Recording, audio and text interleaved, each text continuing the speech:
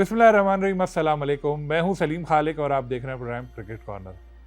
Pakistan cricket का जब भी जिक्र हो तो फास्ट बॉलर्स का नाम पहले जहन में आता है, क्योंकि हमारे मुल्क ने हमेशा एक से बढ़कर एक फास्ट बॉलर इंटरनेशनल क्रिकेट को दिए हैं, चाहे वसीम अकरम हो, वक़ार यूनुस हो, या उससे पहले या अबाद की बात करें। अगर हम मौजूदा दौर की बात करें तो अब भी हमारे पास शाहीन आफरीदी, नसीम शाह, हारिस रऊफ़ जैसे अच्छे पेसर्स मौजूद हैं और इंशाल्लाह ये सिलसिला आगे भी जारी रहेगा। फास्ट बॉलर का जब हमारे जहन में आता है नाम, तो फिर हम सोचते हैं एग्रेशन। जिस तरह पीएसएल में आप देख रहे होंगे, आमिर आउट करते हैं तो कितने ज़्यादा एग्रेसिव नज़र आते हैं। बाबर को आउट करके उन्होंने कितनी ज़्यादा एग्रेशन दिखाई थी। लेकिन इस चीज़ में माहिर हैं हारिस रऊफ़। उनको जब हम मैदान में देखते हैं तो ऐसा लग रहा होता है बहुत गुस्से में हैं और बहुत ही ज़्यादा एनर्जेटिक होते हैं और अच्छी परफॉर्मेंस उनकी रही। अगर हम देखें, न्यूजीलैंड का टूर हो, साउथ अफ्रीका का टूर हो, ज़बरदस्त उन्होंने बॉलिंग की। कभी कभी थोड़े महंगे भी साबित होते हैं। पीएसएल में लाहौर कलंदर की नुमाइंदगी कर रहे हैं और लाहौर कलंदर ही उनको इंटरनेशनल क्रिकेट में लाने का ज़रिया बनी। अगर हम पीएसएल की किसी असल प्रोडक्ट की बात करें तो हारिस रऊफ़ को हम सामने पेश कर सकते हैं कि जी ये पीएसएल के ज़रिए लाहौर कलंदर उनको लेकर आई थी। हारिस रऊफ़ की टीम लाहौर कलंदर इस पीएसएल में अब तक बेहतर परफॉर्म कर रही है और पॉइंट्स टेबल पर ताहाल दूसरे नंबर पर है। लास्ट ईयर टीम सबसे आखिर में रही थी, इस बार परफॉर्मेंस में पॉजिटिव चेंज आई है। तो उनकी टीम की परफॉर्मेंस, उनकी अपनी परफॉर्मेंस, पाकिस्तान टीम के साथ जो कारकर्दगी रही, उस बारे में हम हारिस रऊफ़ से बात करेंगे। हमें ज्वाइन करेंगे वो लाहौर से। तो बातचीत का आगाज़ करते हैं। हारिस, बहुत शुक्रिया आपने वक्त दिया। तो आगाज़ पीएसएल से ही करते हैं। आपकी टीम लाहौर कलंदर इस बार बेहतर परफॉर्म कर रही है, अब तक पॉइंट्स टेबल पर दूसरे नंबर पर है। यकीनी तौर पर पिछले साल की जो तल्ख यादें हैं, जब 10 में से एक ही मैच आप लोग जीत सके थे, सबसे आखिरी नंबर पर रहे थे, उसको भुलाने का अज़्म लिए इस बार आप लोग इवेंट में हिस्सा ले रहे हैं। तो अब तक का सफ़र कैसा रहा है? जी बिल्कुल, अल्हम्दुलिल्लाह। इस दफ़ा जिस तरह हमारी कैंपेन चल रही है, एज़ अ टीम बहुत अच्छी चल रही है और एक दूसरे पे काफ़ी कॉन्फिडेंस और बिलीव है काफ़ी एक दूसरे के ऊपर कि यार अगर कोई भी किसी को भी किस टाइम अच्छा जिसका दिन है वो उस तरह जाके पूरा पूरा उसको अच्छा फिनिश करे चीज़ों को। और अल्हम्दुलिल्लाह हर दिन जिसने भी परफॉर्म किया वो नए प्लेयर ने ही परफॉर्म किया है। तो एज अ टीम हम काफ़ी कॉन्फिडेंस है और अभी भी काफ़ी चीज़ें ऐसी हैं जिनको हम बेहतर कर सकते हैं और जो आने वाले जो मैचेस हैं वो काफ़ी क्रूशियल हैं और कोशिश ये करेंगे कि उनमें अच्छा परफॉर्म करें ताकि टीम जो सी है आगे जाके काफ़ी जो क्वालिफायर के मैचेस हैं उनमें अच्छा परफॉर्म कर सके। हारिस, अब तक जो पीएसएल में आपकी परफॉर्मेंस रही है 10वें सीज़न में, तो आपके शायान शान नहीं लगती। आप खुद भी उससे इतने खुश नहीं होंगे, तो बकिया मैचेस के लिए क्या सोचा है आपने? देखिए, मैं अपनी परफॉर्मेंस से टू बी ऑनेस्ट बताऊं तो सेटिस्फाइड नहीं हूं और जो जिस तरह की एक्सपेक्टेशन टीम को है और जो मुझे खुद भी एज अ पर्सनल गोल्स हैं वो अचीव नहीं कर पा रहा। बट ऑब्वियसली बात है, फाइंड आउट कर रहा हूं वे को कि यार किस तरह इन चीज़ों से निकलूं और जो टीम की जो रिक्वायरमेंट है या एक्सपेक्टेशंस हैं उनमें पूरा उतरूं। और अल्हम्दुलिल्लाह अभी काफ़ी 4 मैचेस पड़े। मैं तो कोशिश ये करूंगा कि अपने आप में जो अपना जो रिदम है उसको बेहतर करूं, क्योंकि जो नेक्स्ट मैचेस हैं वही बात कर रहा हूँ कि आगे बहुत क्रूशियल मैचेस आने वाले हैं। तो उसके लिए उस वक्त तक ताकि अपने आप को बेहतर कर सकूं, जो मिस्टेक्स हैं किस तरह अपने आप को दुरुस्त कर सकता हूं, तो उन पे काफ़ी काम भी कर रहा हूँ और उन पे सोच भी रहा हूँ कि यार क्या चीज़ें गलत हो रही हैं, तो इंशाल्लाह बेहतर करने की कोशिश कर रहा हूँ। आपकी टीम जो है नई नई चीज़ें करती रहती है और इस बार वो गोल्ड प्लेटेड आईफोन लेकर आई है। तो यकीनी तौर पर आपकी अच्छी परफॉर्मेंस हुई तो एक फ़ोन भी आपको मिलेगा, उस पर भी नज़र तो होगी आपकी। देखिए, ये समीन भाई का बहुत अच्छा है, मतलब कि काम है कि वो हमेशा टीम को जेल करने में इस तरह की चीज़ें करते रहते हैं और काफ़ी फ़ायदा होता है इससे टीम बॉन्डिंग में। और वही सबको नज़र आता है कि यार एक दूसरे की जो सी है वो सपोर्ट होती है इससे और जो टीम है वो काफ़ी खुश रहती है इस तरह की चीज़ों से। और ऑब्वियसली बात है, जिसको भी गोल्ड अभी तक मिला है मेरे ख्याल से उसकी जो खुशी है वो सबको नज़र भी आती है और जो टीम में काफ़ी एक्साइटमेंट होती है कि यार किसी नए प्लेयर को मिले और उसको हम सेलिब्रेट करें। तो जिस किसी को भी मिलता है तो हम उसी तरह सेलिब्रेट करते हैं जैसे हमें मिला है। शाहीन शाह अफरीदी, 2 बार उनकी ज़ेर क़यादत पीएसएल टाइटल आप लोगों ने जीता और अब काफ़ी मैच्योर कैप्टन नज़र आ रहे हैं। इस बार भी अच्छे डिसीजन उनकी फील्ड में नज़र आते हैं। टीम की परफॉर्मेंस भी ताहाल बेहतर है। तो उनकी कैप्टनसी के बारे में आप क्या कहेंगे? देखिए शाहीन की जो कप्तानी है वो नो डाउट काफ़ी अच्छी है, क्योंकि 2 साल उसकी कप्तानी में हम चैंपियन भी रह चुके हैं। और वो जितना अग्रेसिव मेरे ख्याल से दिखने में लगता है उस तरह वो फील्ड में नहीं है। वो काफ़ी काम है और काफ़ी सपोर्टिव है और अपने प्लेयर्स को बैक करता है। दोस्त होने की वजह से फील्ड में शाहीन कोई रियायत देते हैं आपको, या जिस तरह दूसरे प्लेयर्स के साथ फील्ड में उनका रवैया होता है थोड़ा सख्त, या जिस तरह से भी वैसे ही रखते हैं? मेरे ख्याल है कोई दोस्ती ग्राउंड के अंदर नहीं रखता वो, और वो ऑब्वियसली एज अ कैप्टन ही ट्रीट करता है, और मैं भी उसको कैप्टन ही ट्रीट करता हूँ।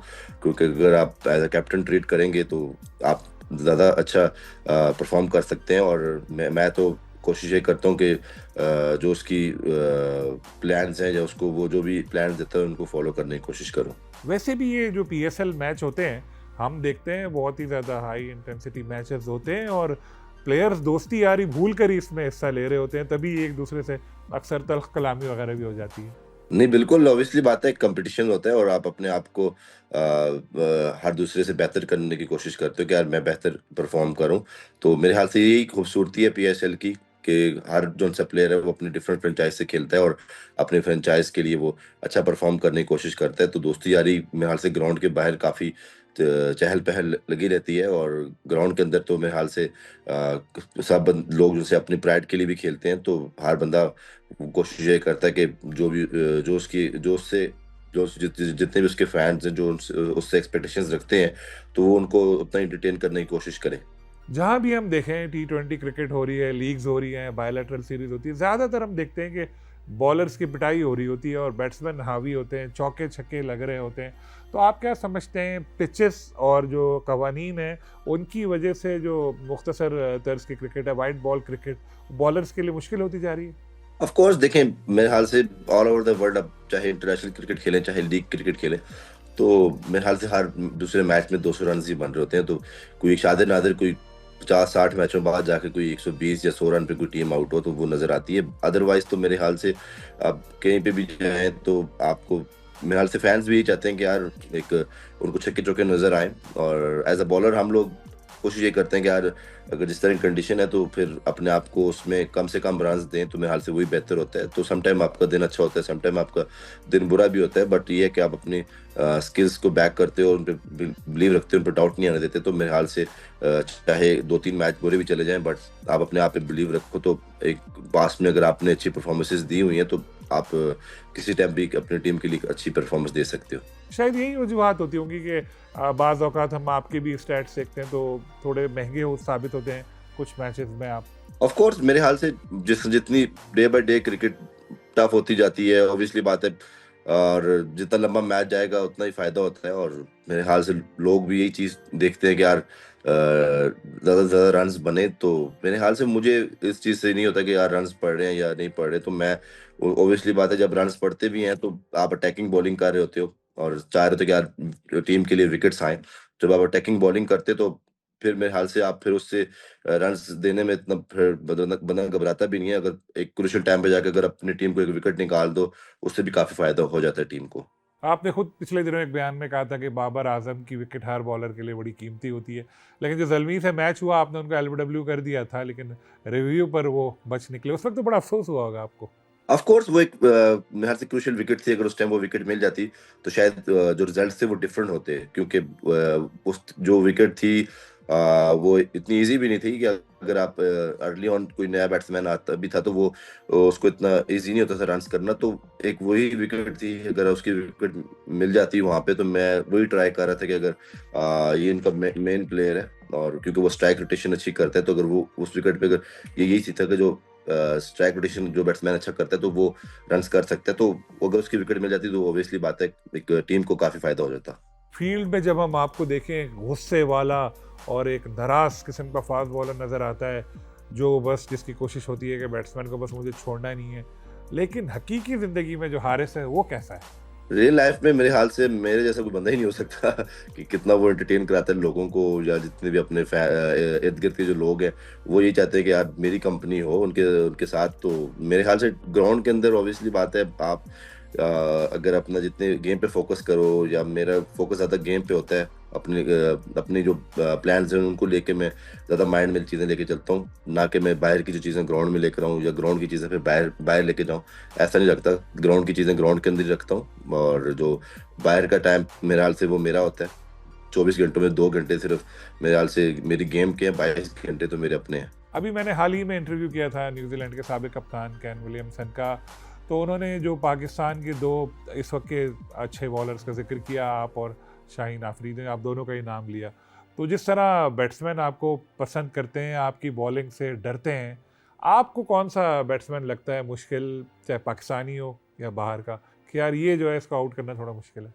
देखिए, बैट्समैन तो कोई मुश्किल भी नहीं लगता, और जिस तरह की क्रिकेट चल रही है तो आप कोशिश ये करते हो कि एक अच्छे बैट्समैन के खिलाफ जब अच्छी बॉलिंग करते हो तो वो काफी उससे फायदा होता है, तो उससे काफी चीजें आप सीखते भी हो कि यार एक आगे आपके सामने जो बैट्समैन है, आप अगर उसको उसके खिलाफ अपनी एग्जीक्यूशन अच्छी करो और जितनी परफेक्शन आए आपकी बॉलिंग में, तो वो ज्यादा फायदेमंद होता है। तो मजा आता है चैलेंजेस लेने में, चाहे कोई भी बैट्समैन हो मेरे ख्याल से। आपका टेस्ट कैरियर अब तक सिर्फ एक मैच तक महदूद है, यानी आपने टेस्ट कैप वसूल की, आपके नाम के आगे टेस्ट क्रिकेटर का लेबल लग गया, लेकिन फिर उसके बाद दूसरा मैच अब तक आप नहीं खेले। तो बहुत सारे फास्ट बॉलर्स हैं, वो सोचते हैं यार बस वाइट बॉल क्रिकेट ही खेलेंगे। आपने क्या सोचा है, टेस्ट क्रिकेट दोबारा खेलनी है आपको? वैसे रेड बॉल से तो आप अभी फर्स्ट क्लास भी कुछ मैचेस खेलते नजर आए थे। देखिए, मैं तो कभी ये नहीं कहा कि मैं टेस्ट क्रिकेट नहीं खेलता, क्योंकि अगर आप अपने आप को उस तरह बिल्ड करते हो टेस्ट क्रिकेट के लिए, जिस तरह 4 डे क्रिकेट खेली जाए, और फिर आप जाकर टेस्ट क्रिकेट खेलो, जिस तरह की मेरे ख्याल से अब हमारी वाइट बॉल की मोस्टली ज़्यादा सीरीज होती हैं, ना कि फिर अक्सर लोग ये भी कहते हैं यार ये फर्स्ट क्लास नहीं खेलते या वो नहीं खेलते, तो आप मुझे मुझे ये समझ नहीं आती कि ये लोग तो बात कर लेते हैं कि यार ये फर्स्ट क्लास क्रिकेट नहीं खेलते।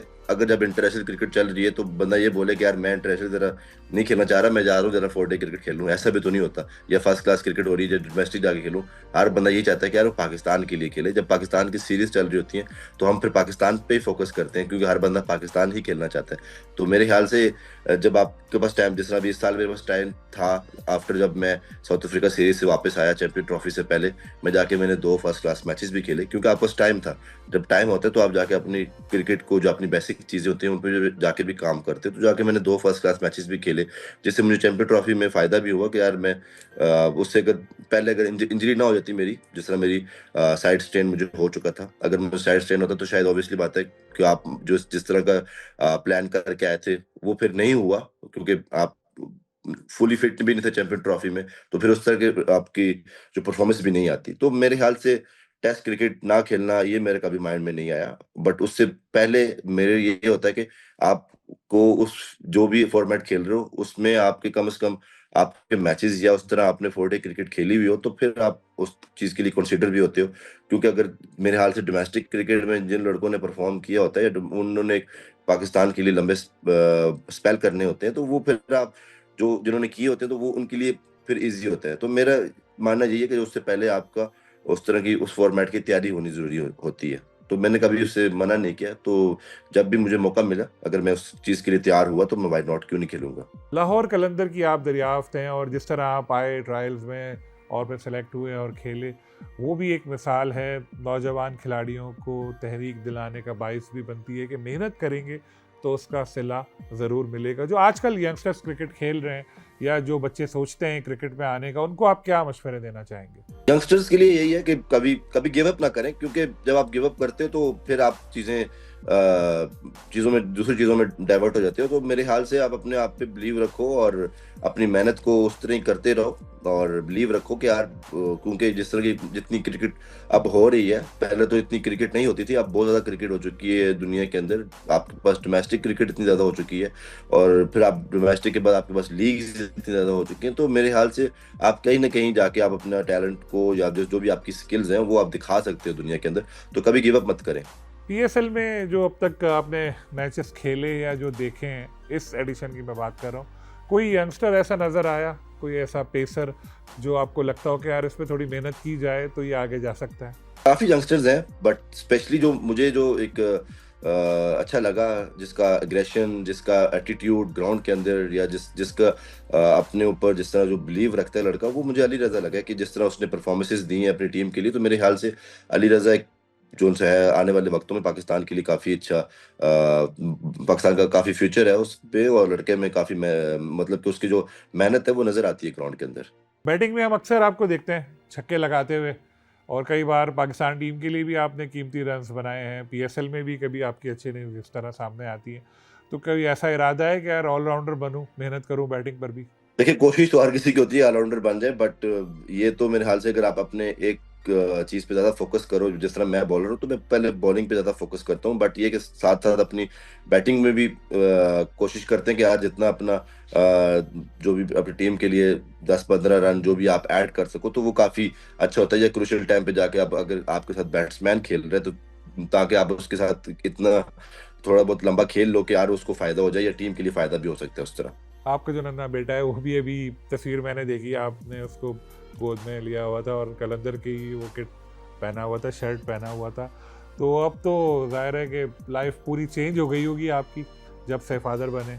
बिल्कुल लाइफ चेंज हुई, और आपकी जो मतलब कि जो आपकी फीलिंग्स है मेरे ख्याल से वो तो कोई भी बयान नहीं कर पाता कि यार आप अपने बेटे के साथ रहो, और जिस तरह वो खेलता है मेरे साथ या वो जिस तरह उसकी बॉन्डिंग हो जाती है फादर और बेटे की, तो मेरे ख्याल से मैं काफ़ी उसके साथ उसके आने के बाद तो मेरे ख्याल से मैं कमरे से भी ज़्यादा बाहर नहीं निकलता, कोशिश करता हूँ कि उसके साथ ज़्यादा टाइम गुजारूँ, बजाय ये कि इधर उधर जाके शुगल मेला लगाऊँ। तो मेरे ख्याल से उसके साथ ज़्यादा टाइम गुजारा जाए, उसके लिए भी फ़ायदा होता है। एज अ पेरेंट आपको अपने बच्चों को टाइम देना पड़ता है और उनके लिए टाइम निकालना पड़ता है, तो तभी जाके वो एक अच्छे इंसान बनते हैं या वो एक एक अच्छे कैरेक्टर के लोग बन सकते हैं। अब आखिर में ये बता दें हारिस के किस टीम को चाहते हैं कि लाहौर कलंदर के खिलाफ फाइनल खेले? आपको क्या लगता है कि यार ये टीम तगड़ी है?